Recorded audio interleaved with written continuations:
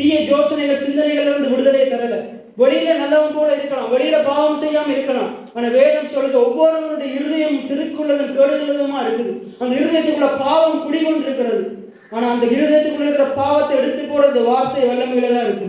இத்தனை பேர் ஆமீன் சொல்றீங்க. இன்னைக்கு வெளியில நீங்க இருக்கலாம், வெளியில நான் பாவம் செய்யல, இது செய்யல, அது செய்யல. நிறைய பேர் ஏன் தெரியுமா வெளியில பாவம் செய்யல? அவங்களுக்கு சான்ஸ் கிடைக்கல, வாய்ப்புகள் கிடைக்கல. இன்னைக்கு நமக்கு மறைமுகமா வாய்ப்பு கிடைக்குமா இருந்தால் இதுல இருக்கிற எல்லாருமே கட்டாயம் பாவம் செய்வோம். ஏனென்றால் நம்ம இருதயத்துக்குள்ள பாவம் செய்யணும் போல இருக்கு, தீய காரியங்களை செய்யணும் போல இருக்குது. ஆனா ஆண்டவர் அதுல இருந்து நம்மளை விடுவிக்கிறவரா இருக்கார். ஒரு மனுஷனுடைய இருதயத்தை எந்த மத சடங்காசாரத்தாலையும் மாற்ற முடியாது. ஆனா தேவனுடைய வார்த்தையினால மாற்ற முடியும். எத்தனை பேர் ஆமென் சொல்றீங்க? இன்றைக்கு அதே ஆவியானவர் உங்களோடு பேசிக் கொண்டிருக்கிறார். அப்ப இன்னைக்கு நீங்க ஒரு தீர்மானத்தை எடுக்கணும். எனக்குள்ள நானும் அபிஷேகம் பண்ணப்பட்டவன் தான். ஆண்டவர் என்னை அபிஷேகம் பண்ணியிருக்கிறார், என்னை அபிஷேகம் பண்ணியிருக்கிறார், என்னை ராஜாக்களை அபிஷேகம் பண்ணியிருக்கிறார், என்னை ஆசாரியன் அபிஷேகம் பண்ணி